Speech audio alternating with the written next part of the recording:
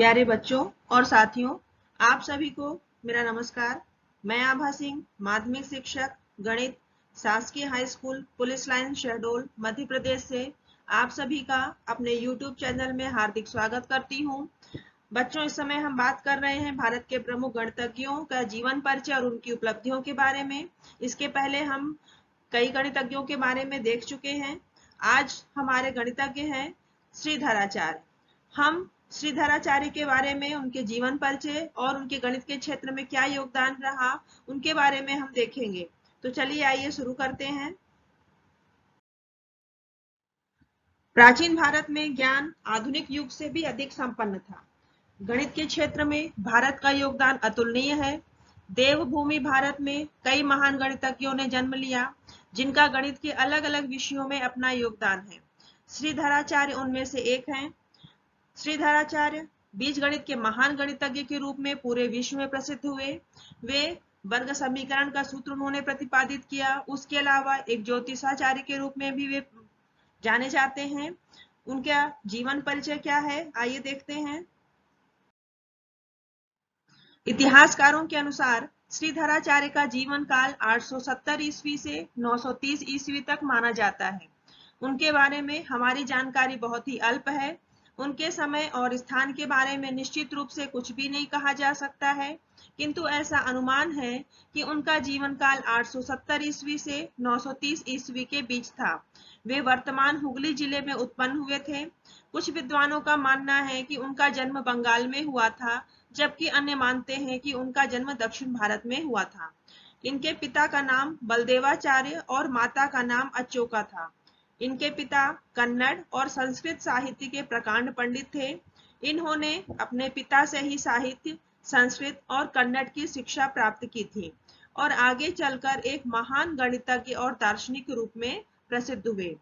श्रीधराचार्य ने कई पुस्तकें लिखी, जिसमें मुख्य हैं पाटीगणित, पाटीगणित सार और त्रिशतिका नाम की पुस्तक की जिन्होंने जो रचना की है, यह ज्यादा प्रसिद्ध हुई और इसके बारे में हम आगे देखते हैं।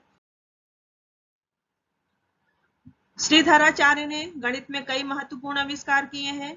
इन्होंने शून्य की महत्वपूर्ण जानकारी दी और द्विघात समीकरण को हल करने के लिए सूत्र का आविष्कार किया। इनका यह नियम आज भी श्रीधराचार्य सूत्र और हिंदू नियम के नाम से प्रसिद्ध है।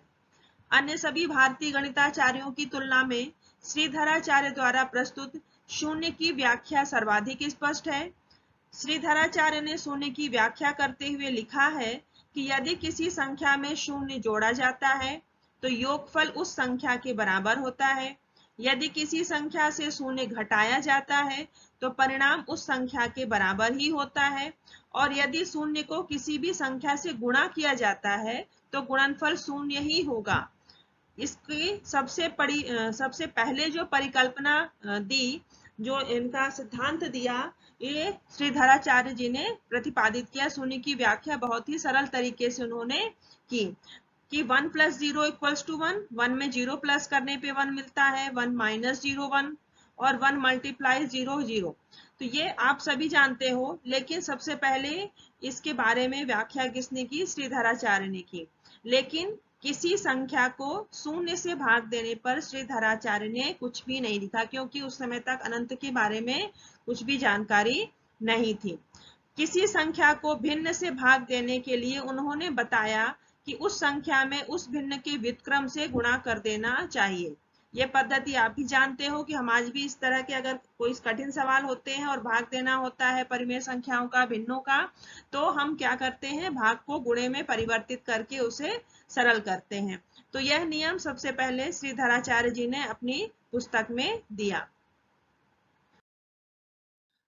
इन्होंने गोले के आयतन का सूत्र दिया है, जिसमें उन्होंने लिखा था सूत्र में गोल व्यास घनार्थम स्वाष्टादश भाग संयुक्तम गणितम। यह कहते हुए उन्होंने गोले का यह सूत्र दिया, जिससे यह सूत्र प्रतिपादित किया। बाद में इतिहासकारों ने, गणितज्ञों ने गोले के आयतन पाई × d³/6 से इसकी तुलना करने पर पता चलता है कि उन्होंने पाई के स्थान पर 19/6 लिया। उस समय उन्होंने पाई का जो मान बनाया था, उस समय पाई का मान निश्चित नहीं था, यह आर्यभट्ट के बाद निश्चित हुआ है। तो उन्होंने पाई का स्थान में जो मान दिया हुआ 19/6 लिया। उन्होंने बीजगणित के व्यवहारिक अनुप्रयोगों पर लिखा। श्रीधराचार्य ने अंकगणित से बीजगणित को अलग किया। बीजगणित के समीकरण को हल करने के लिए इन्होंने अपने पुस्तक में एक श्लोक लिखा है, चतुराहत वर्ग समैः रूपैः पक्षद्वयं गणयेत् अव्यक्त वर्ग रुर्यय युक्तो पक्षो ततो मूलम। वह वर्गबद्ध समीकरणों को हल करने के लिए एक सूत्र देने वाले पहले व्यक्ति थे। वर्ग समीकरण को हल करने के लिए हम जानते हैं कि गुणनखंड विधि से या पूर्ण वर्ग बना करके वर्ग समीकरण या द्विघात समीकरण को हल किया जाता है। लेकिन श्रीधराचार्य के सूत्र का भी हम प्रयोग करते हैं। कक्षा 10वीं में खासकर इसका प्रयोग होता है और इसके बाद के सभी कक्षाओं में जहां भी वर्ग समीकरण हल करना होता है, यह सबसे सरल विधि है, सूत्र विधि, जिसके द्वारा समीकरण हल किया जाता है और यह आज भी श्रीधराचार्य सूत्र के नाम से विख्यात है। आर्यभट्ट ने दशमलव के 10 अंकों तक का मान की गणना की थी। श्रीधराचार्य ने इसी क्रम को आगे बढ़ाते हुए दशमलव के 18 अंकों की गणना की। तो इस प्रकार हमने देखा श्रीधराचार्य जी का गणित के क्षेत्र में क्या योगदान रहा और आज भी हम इनके सूत्रों को पढ़ते हैं, अध्ययन करते हैं, इनका गणित के सवाल लगाने में प्रयोग करते हैं। उम्मीद है कि आप सभी को इस वीडियो से बहुत सारी जानकारियां मिल रही होंगी। हम अगले वीडियो में फिर से किसी नए अच्छे गणितज्ञ के बारे में आपके लिए जानकारी लेकर आएंगे। तब तक के लिए धन्यवाद। Be safe.